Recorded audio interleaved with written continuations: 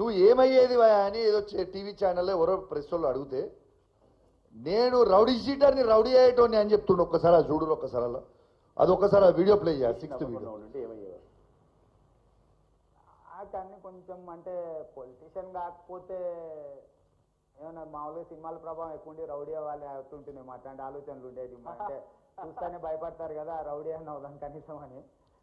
కాలేదు కానీ ఇట్లాంటి వాడు మన ముఖ్యమంత్రి. ఇప్పుడు మీరు ఇట్లాంటి వాడు మన ముఖ్యమంత్రి. ఈయనకి అసలు ఏమైనా బ్రెయిన్ ఉందా? అసలు ఏమైనా మనిషి? ఆయన అసలు ఒక మనిషేనా? ఆయనకు అసలు మానవత్వం అనేది ఉందా? అసలు ఏం మనిషినా? రేవంత్ రెడ్డి గారు, నువ్వు చీఫ్ మినిస్టర్ కాదు, నువ్వు చుమ్మా మినిస్టర్వి. చుమ్మా.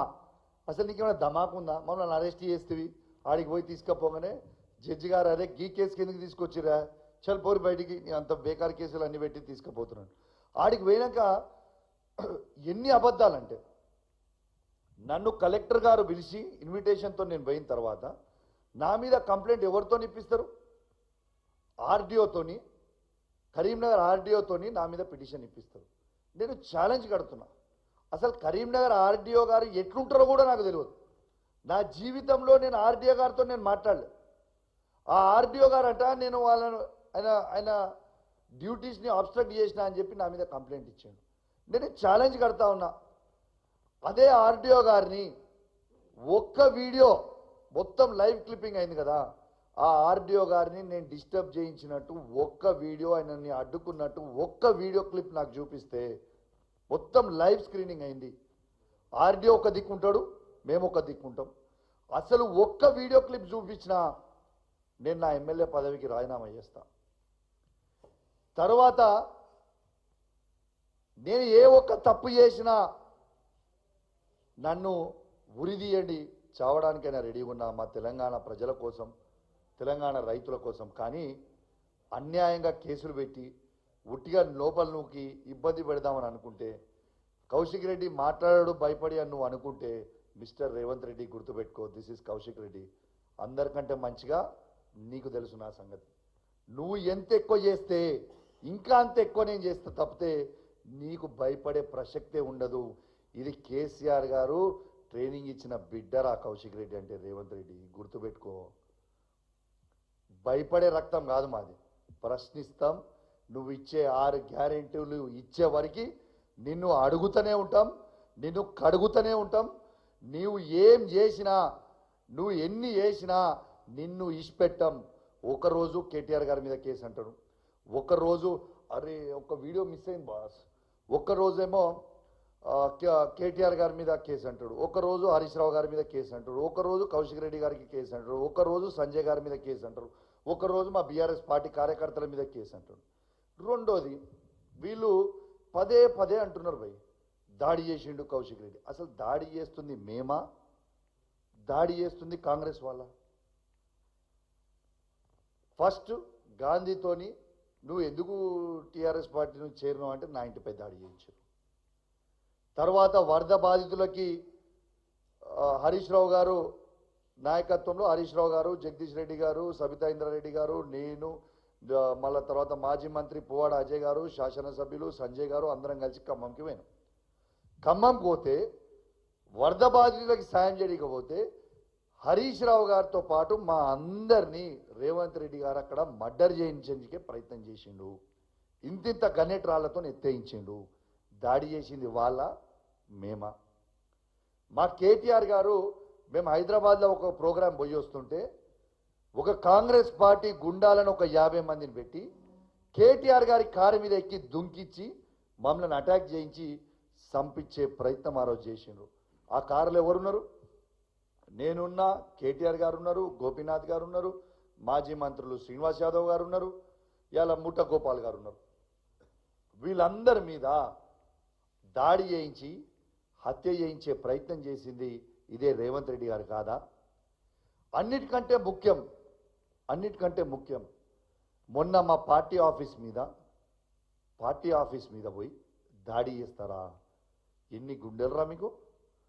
మా కేసీఆర్ గారి ఫోటో తీసుకొని నీళ్ళకేసి కొడతారా? ఎన్ని గుండెలరా మీకు? రేవంత్ కొడతారా అట్లా? తెలంగాణ తెచ్చిన కేసీఆర్ గారిని ఫోటో తీసి నేలకేసి ఎట్లా కొట్టబుద్ధి అయిందయ్యా అని నేను అడుగుతా ఉన్నా. నిజంగా మీకు సిగ్గనిపించలేదా అని నేను అడుగుతా ఉన్నా. ఇలా కేసీఆర్ అనే వ్యక్తి లేకపోతే మన తెలంగాణ వచ్చేదా? మనకు ఒక్కసారి ఆలోచన చేయండి తెలంగాణ ప్రజల్లారా. ఇవాళ వాస్తవంగా అదే కేసీఆర్ గారు చేయబట్టే కదా ఈ ప్రత్యేకంగా తెలంగాణ అయింది. కాబట్టే ఈ రేవంత్ రెడ్డి గారు కూడా ముఖ్యమంత్రి అయినరు. లేకుంటే చంద్రబాబు నాయుడు బూట్లు నాకుంటా కూర్చునేటోడే కదా. మీరు ఎట్లా చేయబుద్ధి అయిందయ్యా దేవుడు లాంటి కేసీఆర్ గారిని పట్టుకొని ఆ ఫోటో తీసి కిందేసి మీకు ఎట్లా కొట్టబుద్ధి అయిందయ్యా అని నేను అడుగుతా ఉన్నా. ఇది కరెక్టా? తెలంగాణ ప్రజల్లారా ఒక్కసారి మీరు గుండె మీద చెయ్యేసుకొని ఆలోచన చేయండి. దేవుడు లాంటి కేసీఆర్ గారి చిత్రపటం తీసుకొని నేలకేసి కొట్టొచ్చా? ఇది కరెక్టేనా? ఇవాళ భారతదేశంలోనే తెలంగాణని నంబర్ 1గా నిలబడిన కేసీఆర్ గారి ఫోటో, తెలంగాణ తెచ్చిన ఫోటో, తెలంగాణ తెచ్చిన వ్యక్తి ఫోటో కిందేసి కొట్టొచ్చా? ఇలా కేసీఆర్ గారి పేరు లేకుండా చేద్దామని అంటున్నాం. అది సాధ్యమేనా? తెలంగాణ తెచ్చింది కేసీఆర్ గారు కాదా? హైదరాబాద్లో సెక్రటేరియట్ కట్టింది కేసీఆర్ గారు కాదా? ఇలా 33 జిల్లాలు చేసింది కేసీఆర్ గారు కాదా? 33 కలెక్టరేట్లు కట్టింది కేసీఆర్ గారు కాదా? 33 మెడికల్ కాలేజ్ తెచ్చింది కేసీఆర్ గారు కాదా? యాదగిరిగుట్ట టెంపుల్ని అద్భుతంగా తీర్చిదిద్దింది కేసీఆర్ గారు కాదా? ఇలా రైతులకి రైతు బంద్ వేసింది కేసీఆర్ గారు కాదా? భారతదేశంలో ఎక్కడ లేని విధంగా 24 గంటల ఫ్రీ కరెంట్ ఇచ్చింది కేసీఆర్ గారు కాదా? ఇలా రైతు బీమా ఇచ్చింది కేసీఆర్ గారు కాదా? ఇలా కళ్యాణ్ లక్ష్మి 1,116 రూపాయలు ఇచ్చింది కేసీఆర్ గారు కాదా? 200 రూపాయల పెన్షన్ని 2,000 చేసింది కేసీఆర్ గారు కాదా?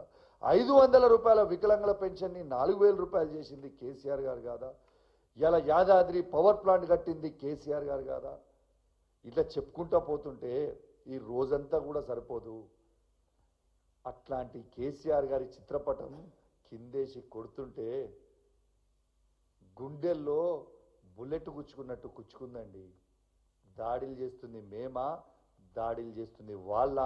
తెలంగాణ ప్రజల్లారా, తెలంగాణ సమాజం ఒక్కసారి నా చేతులు జోడించి మరి కోరుతా ఉన్నా, ఒక్కసారి మీరు గమనించండి. మీకు దండం పెడుతున్నా. మీరు ఒక్కసారి ఎవరు దాడులు చేస్తున్నారు, ఎవరు రౌడీజం చేస్తున్నారు, మన తెలంగాణ రాష్ట్రంని ఎవరు నాశనం చేస్తుండ్రు అనేది ఒక్కసారి మీ అందరు కూడా ఆలోచించాలి అని నా చేతులు జోడించి మరీ మీ అందరికి కూడా కోరుతా ఉన్నాను.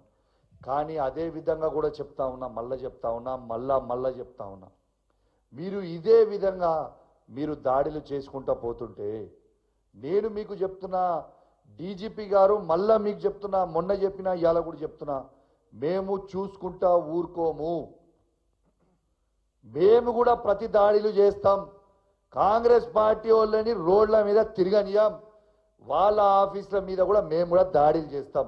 మీరు ఆపుకుంటేనా మంచిది, మీరు ఆపకుంటే ఇట్టనే చేస్తే మేము కూడా చేస్తాం. మా మంచితనాన్ని చాతగానితనం అని అనుకోకుండా అని చెప్పి కూడా చెప్తా ఉన్నాను. డీజీపీ గారికి చెప్తా ఉన్నా, రేవంత్ రెడ్డి గారు కూడా హెచ్చరిస్తా ఉన్నాను. మీరు మంచుకుంటే మేము మంచుకుంటాం, మీరు ఇష్టం ఉన్నట్లు చేస్తే మేము కూడా ఇష్టం ఉన్నట్టు చేస్తామని చెప్పి కూడా ఈ సందర్భంగా తెలియజేస్తూ, మరియు ఏ విధంగా కేసులు పెట్టి మళ్ళీ మర్చిపోయినా, మళ్ళీ ఎన్ని పెడుతున్నట్టు అన్నీ మర్చిపోతున్నా. మళ్ళీ నేను ఇవాళ ఇంటికి వచ్చిన ప్రెస్ మీట్ వచ్చే ముందు మళ్ళీ పోలీస్ స్టేషన్ నుంచి నాకు నోటీస్ వచ్చింది. ఇప్పుడు మా ఎమ్మెల్యే గారు ఏమంటారో నాకు తెలియదు. మళ్ళీ నోటీస్ పంపిండి నాకు. 16th రోజు బంజారాహిల్స్ పోలీస్ స్టేషన్కి నువ్వు రావాలి, హాజరు కావాలి, ఎంక్వైరీ అట, లొట్టపీస్ అట, కత్తనట, కార్ఖానట, ఇంట్రాగేషన్. ఇదేంది పై నాకు అర్థం కాదు. అసలు బంజారాహిల్స్ పోలీస్ స్టేషన్కి నేను పోయింది దేనికి? నా ఫోన్ ట్యాపింగ్ రేవంత్ రెడ్డి గారు, ఇంటెలిజెన్స్ ఐజీ శివధర్ రెడ్డి గారు నా ఫోన్ ట్యాప్ చేస్తుర్రు.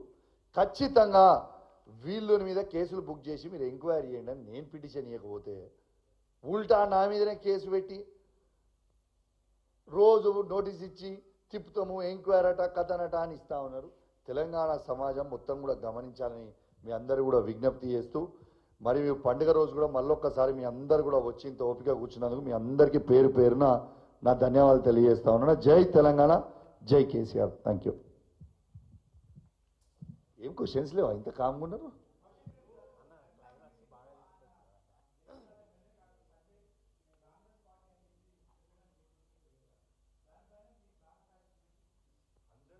100% రేపు మా కేసీఆర్ గారితోని కేటీఆర్ గారితోని